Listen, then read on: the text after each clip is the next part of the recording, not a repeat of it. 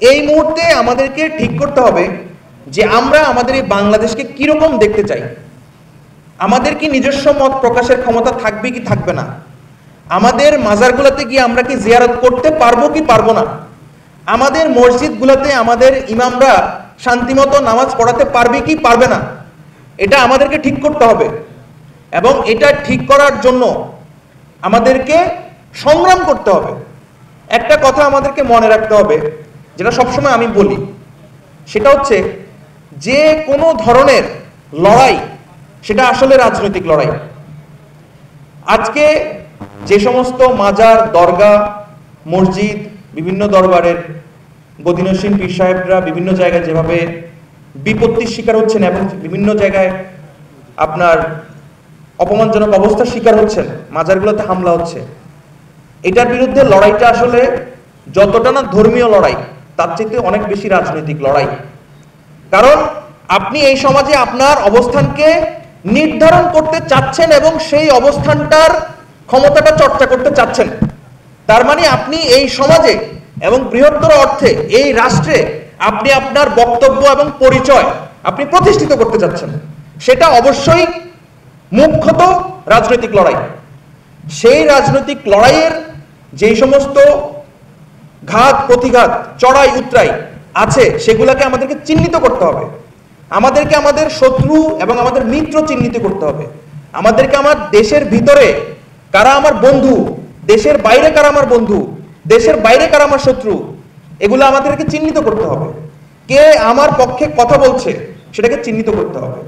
এবং বর্তমানে ছাত্র জনতার নেতৃত্বে বাংলাদেশে আপামর জনসাধারণের অংশগ্রহণে যে গণ অভ্যুত্থান সংগঠিত হয়েছে এবং সেই গণ অভ্যুত্থানের ফলে যে নতুন ক্ষেত্র তৈরি হয়েছে, সেখানে আমরা কিভাবে অংশগ্রহণ করব, আমাদের কোথায় কোথায় আমাদের যোগাযোগ করতে হবে, আমাদের কোথায় কোথায় মাঠে নামতে হবে, আমাদের সংগঠন কিভাবে বোঝাতে হবে, কিভাবে আমাদের সকল আলেম ওলামা এক জায়গায় বসে টেবিল টক করতে পারবে এবং একটা এজেন্ডা তৈরি করতে পারবে, যে এজেন্ডার ফলে বাংলাদেশের আপামর সুফি সমাজ নিরাপদে থাকবে এবং বাংলাদেশ রাষ্ট্রের যে নীতি নির্ধারণী প্রক্রিয়া, সেই নীতি নির্ধারণী প্রক্রিয়ায় তারা অংশগ্রহণ করতে পারবে, সেটাকে নিশ্চিত করার জন্য এখনই আমাদের আলোচনা করা প্রয়োজন এবং এখন থেকে এটা শুরু করা প্রয়োজন। কারণ সময় আসলে চলে যাচ্ছে, আমাদের হাতে সময় বেশি নাই। সো ওই জায়গা থেকে আমি সবাইকে এক থাকার আহ্বান করে এবং বৃহত্তর স্বার্থে, জাতীয় স্বার্থে আমাদেরকে নিজেদের মধ্যকার যে সমস্ত দূরবর্তী চিন্তা ভাবনা বা যে সমস্ত আশঙ্কা কাজ করে, সেই আশঙ্কাগুলোকে মিটিয়ে নিয়ে সবাই একই ছাতার নিচে এসে একটা যৌথ বক্তব্য তৈরি করতে হবে।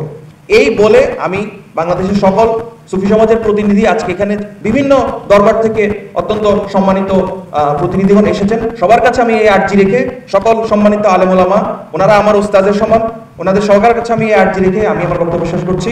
বক্তব্য দীর্ঘায়িত করার জন্য অত্যন্ত দুঃখিত। সবাইকে আসসালামু আলাইকুম। লিয়াজু কমিটির সম্মানিত সমন্বয়ক এর সদস্য ভূঁইয়া মোহাম্মদ আসাদুজ্জামান এখনই বক্তব্য পেশ করবেন। ভূঁইয়া মোহাম্মদ আসাদুজ্জামান।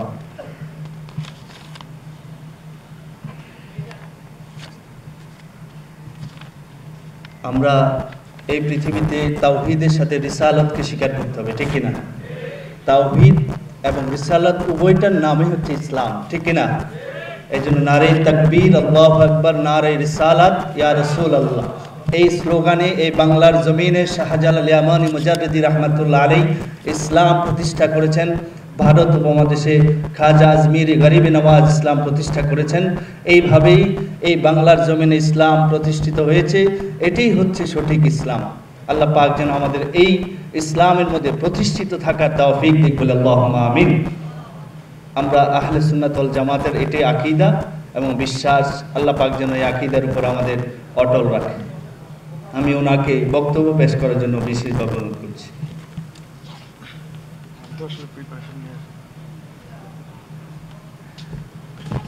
আসসালামু আলাইকুম। সবাইকে আজকের এই প্রোগ্রামে এসে উপস্থিত হওয়ার জন্য এবং এই প্রোগ্রামটাকে সফল করার জন্য অনেক ধন্যবাদ জানাই। আজকের এই প্রোগ্রামকে যারা আয়োজন করেছেন, সেই আয়োজক কমিটি, বিশেষ করে সাইফুল ইসলাম বারী ভাই এবং শফিক মুজাদ্দিদি ভাই, এই দুজন মানুষ অত্যন্ত পরিশ্রম করেছেন, ওনাদের পরিশ্রমের ফলে এই প্রোগ্রামটা সফল হচ্ছে, এই জন্য ওনাদেরকেও ধন্যবাদ জানাই। আমার আসলে ওইভাবে বক্তব্য দেওয়ার প্রস্তুতি ছিল না, বাট এখন সময়ের প্রয়োজনে কিছু কথা বলতে হচ্ছে। তো আমি আসলে আপনার হচ্ছে যে জায়গা থেকে কথাটা বলতে চাই সেটা মূলত হচ্ছে আমাদের আন্দোলন কেন্দ্রিক যেই অভিজ্ঞতা, সেই অভিজ্ঞতার জায়গা থেকে আসলে কথাগুলো বলা, এবং বর্তমানের প্রেক্ষাপটে আমাদের আসলে কোন পরিস্থিতিতে আমরা আছি এবং সেখান থেকে আমাদের উত্তরণটা কিভাবে হবে সেই বিষয়ে আলোকপাত করাটাই আসলে মূল লক্ষ্য আর কি। তো আমরা যখন এই আন্দোলন করি, জুলাই বিপ্লব ছাত্র জনতার নেতৃত্বে, সেই আন্দোলনের একটা মূল সুর ছিল, সেটা হচ্ছে আমরা এক দফায় বলেছিলাম যে ফ্যাসিবাদী ব্যবস্থার বিলোপ এবং নতুন রাজনৈতিক বন্দোবস্ত। এখন এই জিনিসটা আসলে কি, মানে ফ্যাসিবাদী ব্যবস্থার বিলোপটা কি, ফ্যাসিবাদী ব্যবস্থা জিনিসটা আসলে কি? এটা হচ্ছে যে ইনসাফের বিরুদ্ধে যত ধরনের তৎপরতা আছে সবকিছুই হচ্ছে ফ্যাসিবাদী প্রবণতার মধ্যখানে পড়ে। আমরা যেই দীর্ঘ ১.৫ যুগেরও বেশি সময় যেই দুঃশাসনের কবলে ছিলাম, সেই দুঃশাসন আমাদের জীবনের প্রত্যেকটা পদক্ষেপে, প্রত্যেকটা অংশে বিস্তার করেছিল। আমাদের রাজনৈতিক জীবন বলতে আসলে কিছু ছিল না, আমাদের মত প্রকাশের অধিকার বলে আসলে কিছু ছিল না, আমাদের সামাজিক জীবন বলতে কিছু ছিল না, ইভেন আমাদের ব্যক্তি জীবন বলতেও তেমন কিছু ছিল না। প্রত্যেকটা জায়গায় এক ধরনের সেন্সরশিপ ছিল। আপনি একটা কথা বলার আগে আপনাকে 10 বার ভাবতে হতো, আপনি একটা ফেসবুকে স্ট্যাটাস দেওয়ার আগে আপনাকে 10 বার ভাবতে হতো, আপনি কোনো একটা মাহফিল আয়োজন করবেন, সেই মাহফিলে একজন বক্তা, একজন আলেম কি বলবে সেটা ঠিক করে দিতে একজন চেয়ারম্যান বা একজন মেম্বার। তাহলে আপনার মত প্রকাশের স্বাধীনতাও ছিল না, আপনার যে freedom of rights, freedom of religion, ধর্ম পালনের যে স্বাধীনতা, সেই স্বাধীনতার উপরেও হস্তক্ষেপ করা হয়েছিল।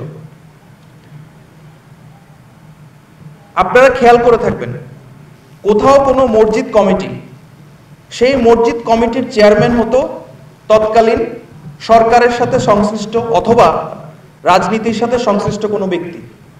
কোনো ওরস কমিটি, কোনো মাহফিল কমিটি, গ্রামে গঞ্জে সমস্ত সামাজিক যে সংগঠনগুলো, প্রত্যেকটা জায়গায় একটা রাজনীতিকরণ করা হয়েছে, এবং সেই রাজনীতিকরণটা সম্পূর্ণ কায়েমি স্বার্থে। কায়েমি স্বার্থে বলতে যেই রাজনৈতিক দল ক্ষমতায় থাকবে সেই রাজনৈতিক দলের এজেন্ডার বাইরে কোনো কথা বলা যাবে না। এই ছিল আমাদের এখানে বৃহত্তর অর্থে সুন্নি মুসলমানদের অবস্থা, সুফি মুসলমানদের অবস্থা। কিন্তু এই আন্দোলনের ভিতর দিয়ে, এই ছাত্র জনতার গণ অভ্যুত্থানের ভিতর দিয়ে আমরা সেই ব্যবস্থার পতন ঘটাতে সক্ষম হয়েছি। এই মুহূর্তে আমাদের সামনে যে নতুন সম্ভাবনা এসে উপস্থিত হয়েছে, সেই সম্ভাবনায় দাঁড়িয়ে আমরা আমাদের সমাজের বিনির্মাণ কিভাবে করব, আমাদের মূল্যবোধ, আমাদের সামাজিক সংস্কৃতি, আমাদের ধর্মীয় সংস্কৃতি, এই সব কিছুকে সমন্বিত করে আমাদের রাষ্ট্রের যে স্পিরিট এবং আমাদের যে নাগরিক স্পৃহা আকাঙ্ক্ষা, সেই প্রত্যেকটা স্পৃহা এবং আকাঙ্ক্ষাকে এক জায়গায় এনে কিভাবে আমরা একটা সমৃদ্ধশালী সমাজ এবং একটা দেশ গঠন করব, সেটাই হচ্ছে আমাদের সামনে এখনকার মুখ্যত প্রশ্ন। এবং আজকের এই প্রোগ্রামের যেই শিরোনাম ঠিক করা হয়েছে যে যুগ সন্ধিক্ষণে বাংলাদেশ, জুলাই বিপ্লবোত্তর সমাজ ও রাষ্ট্র পুনর্গঠনে সুফি সমাজের অংশগ্রহণ ও করণীয়, এখানে দুটো পয়েন্ট উল্লেখ করা হয়েছে। একটা হচ্ছে সুফি সমাজের অংশগ্রহণ, দ্বিতীয়ত হচ্ছে করণীয়, এবং যুগ সন্ধিক্ষণের কথা বলা হয়েছে। যুগ সন্ধিক্ষণটা কিভাবে আসলে? আমরা একটা দীর্ঘ ফ্যাসিবাদী সময় উত্তরণ করে আমরা এখন একটা নতুন সামাজিক বন্দোবস্ত এবং রাজনৈতিক বন্দোবস্তের যে সূচনা লগ্ন, সেই সূচনা লগ্নে দাঁড়িয়ে আছি।